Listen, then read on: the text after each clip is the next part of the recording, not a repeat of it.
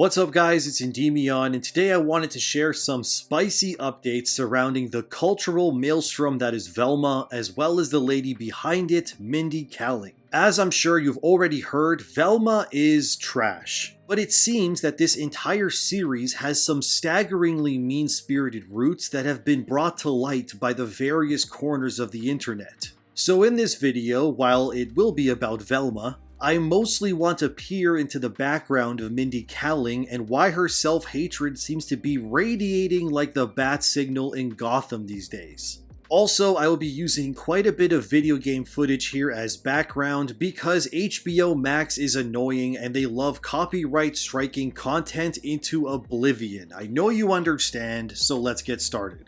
For starters, Velma didn't even start off as a Scooby-Doo show, but was instead an original animated project where Mindy Kaling was going to self-insert herself in the lead role again, like she did in Never Have I Ever and The Sex Lives of College Girls. But since Warner Discovery has been bleeding money during their massive restructuring of the company, even having to resort to selling various music catalogs of their previous hit movies in order to stay afloat, it seemed that Warner Discovery had no interest in banking on an original animated project that had no established fan base attached to it. This is why whatever Mindy and her yes men were trying to make happen, it would have to be molded to fit the frame of something else. And that's how the abomination known as Velma was born. This is why Velma is now a brown girl, because Mindy Kaling can't seem to write a main character unless said character looks, acts, and literally sounds just like her. It's sort of like that one god-awful young adult graphic novel, I Am Not Starfire,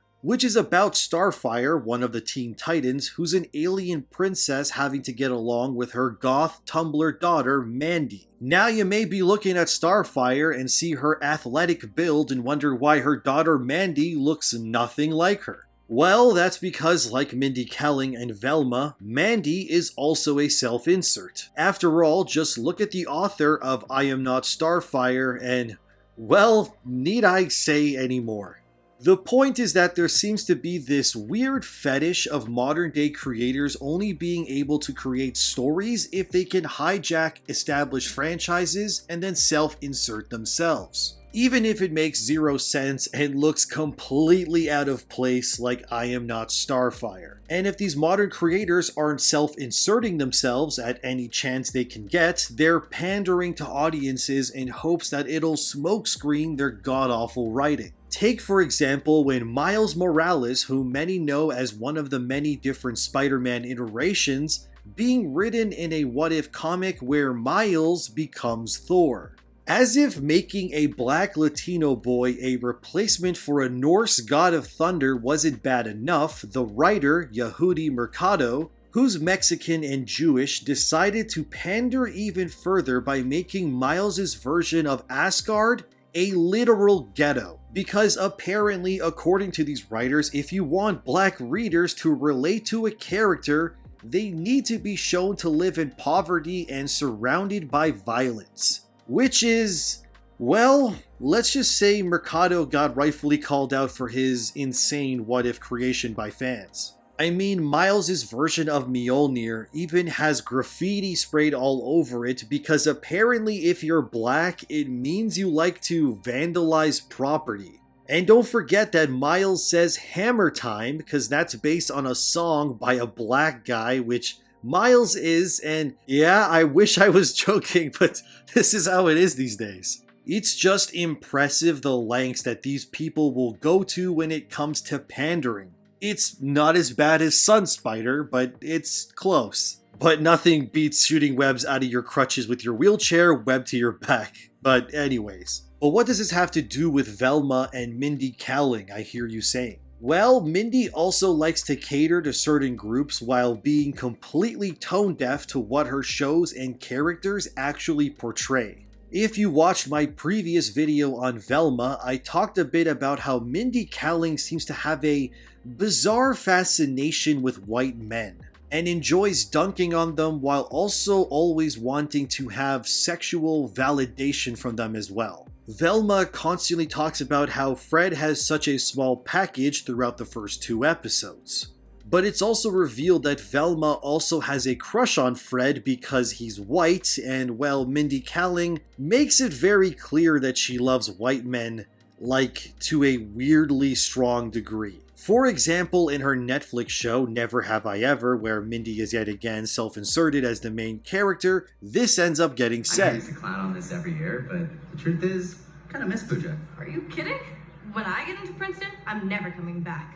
I'm gonna be an atheist who eats cheeseburgers every day with my white boyfriend. I thought it'd be that way too. This may seem like a one-off joke in one of her shows, but sadly it's far from that. Every one of her self-insert main characters all seem to exclusively love and only sleep with white guys. Watch how Velma in this scene changes when Fred, a white man, compliments her. Hey, watch where you're going, jerk.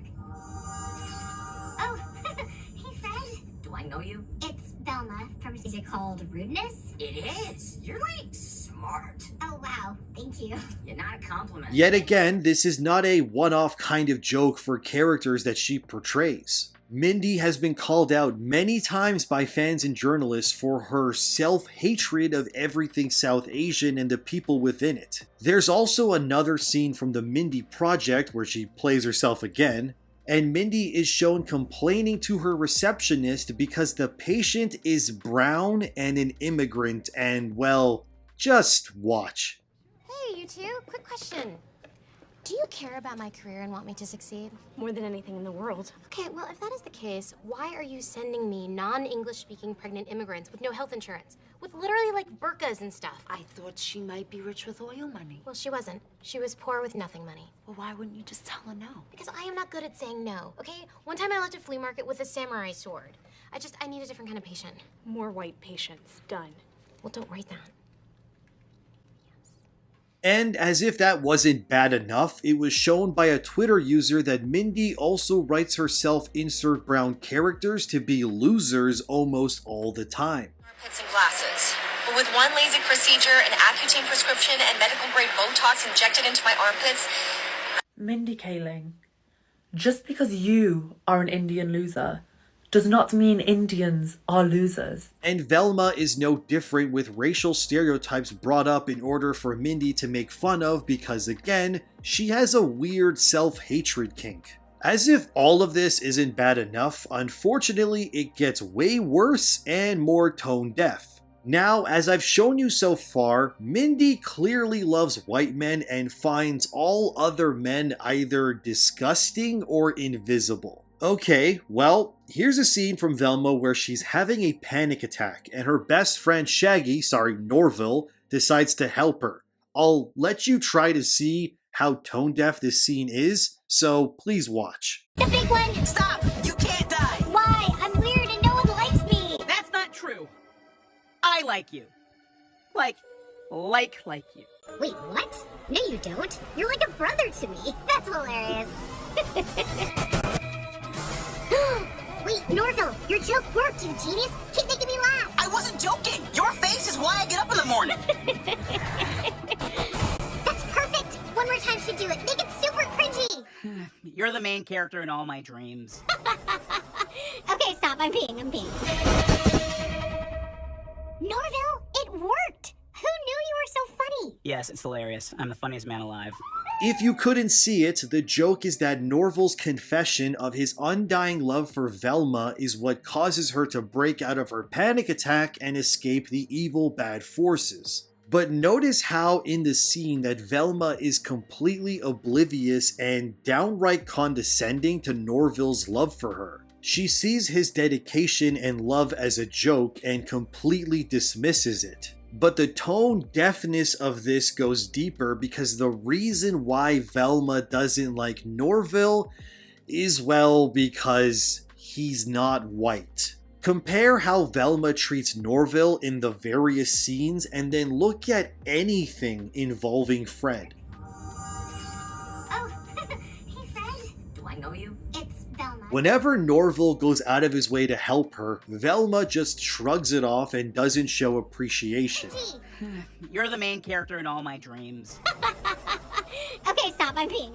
For God's sake, at one point during the show, Norville considers selling a kidney so Velma can have enough money to pay someone. Yet Fred, a white man, just acknowledges Velma's presence and Oh, hey, Fred. we see Velma go from her usual thick-headed, oblivious self to becoming almost like a dog begging for its master's attention. It's creepy and very tone-deaf as hell too. We know that Velma and Norval won't end up with one another, mostly cause in future promos we see Norval with another female character.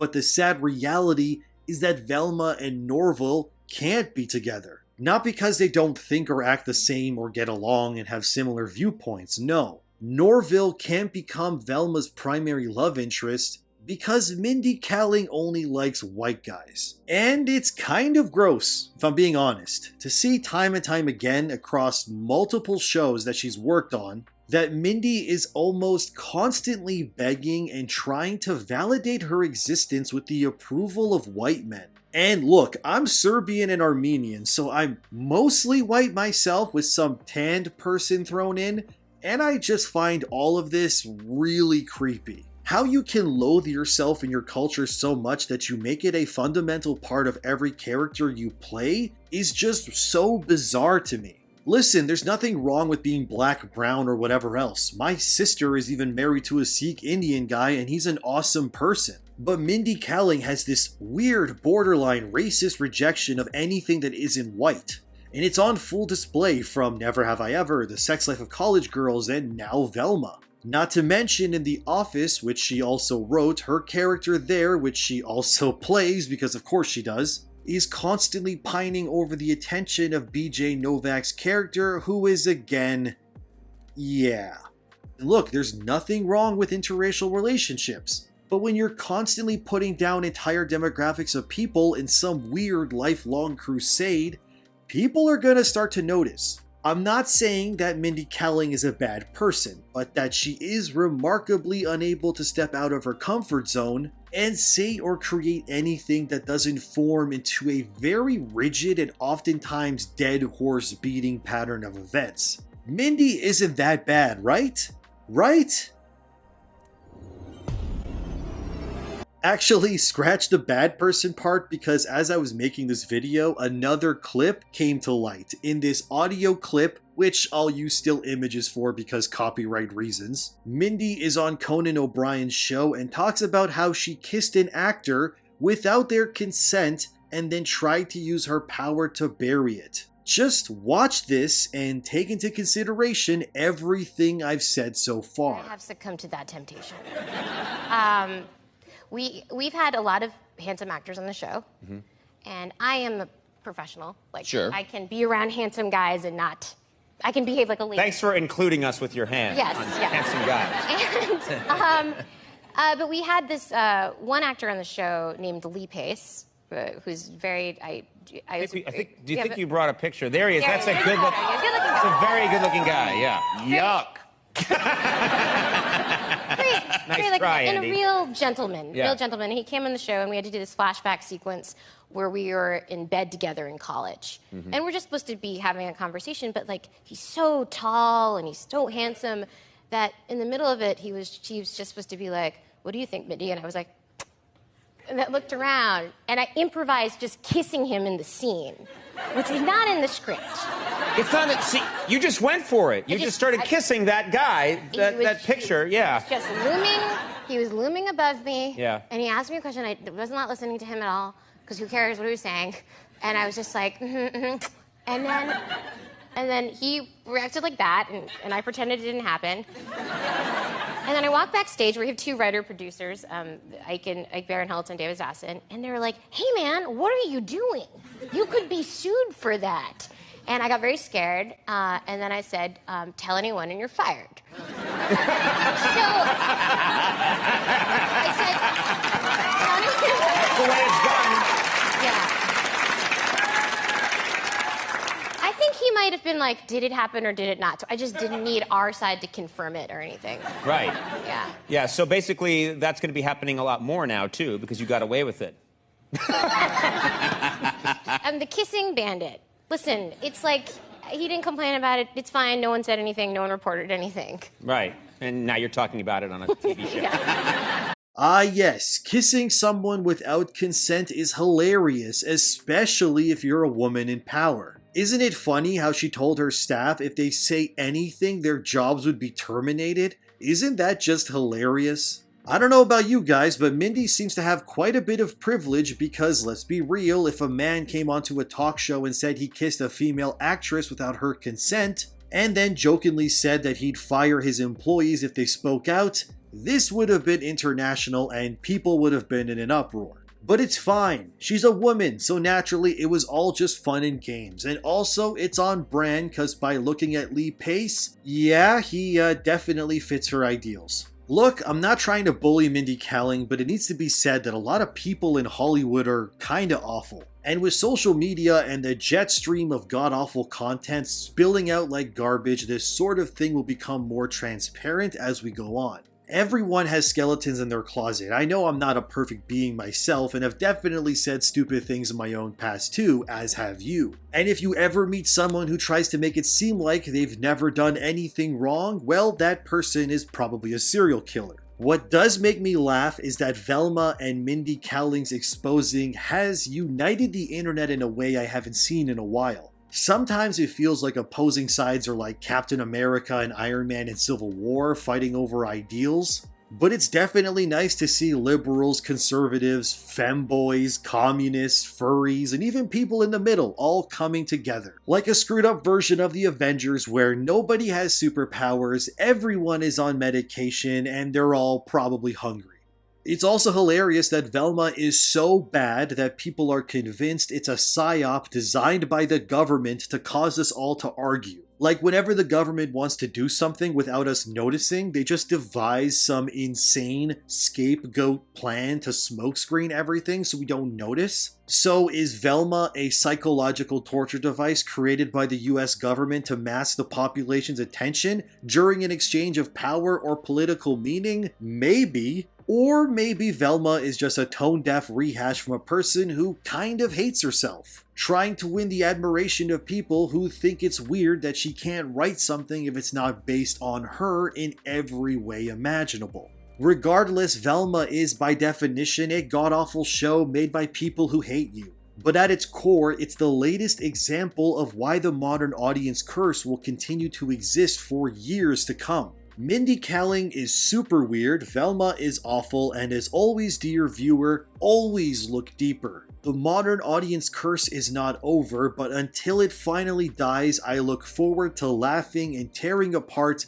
all of these awful shows so we can all find some light in this godforsaken darkness we call the world today. Be kind to one another, have a great day, and remember that Tobey Maguire is by far the best live-action Spider-Man, and it's not even close, and I'll see you in the next one. And then I said, tell anyone and you're fired.